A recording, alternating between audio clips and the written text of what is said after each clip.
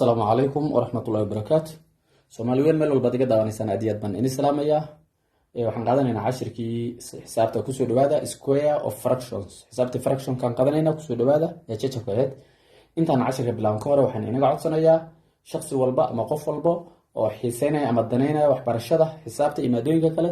in uu boggeen ama channel-keenan aqoon bile academic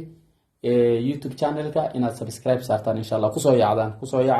insha Allah taala wax badan baad ka faa'iidi doontaan. Haddana cashirka baan bilaabanaynaa. habeenkii dhaweyd waxaan nahnay fractions aan qaadanay contentska aan qaadanay waxa lambar ee ka ahay square of fractions. Square horteeda maxaa la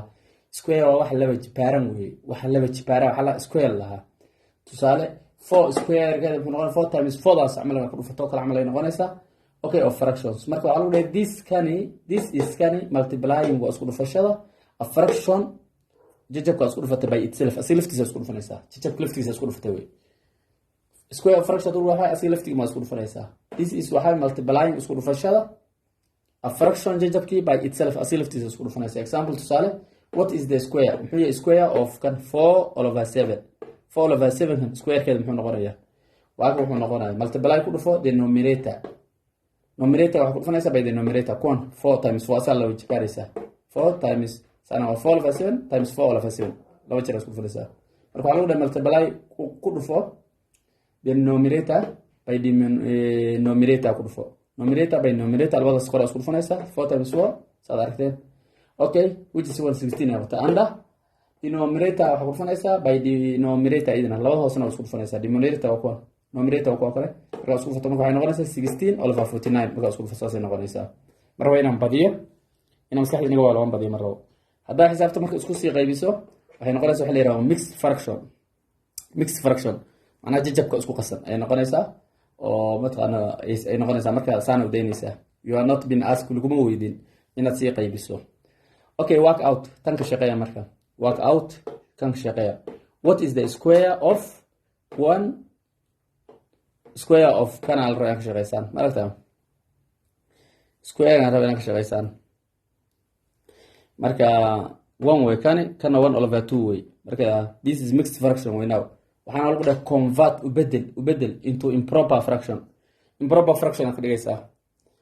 waxa ka saaraysaa mixed fraction kana ka saaraysaa one square garaynaysaa so baltani work out soo sameeya waana inaga soo shaqeynayaa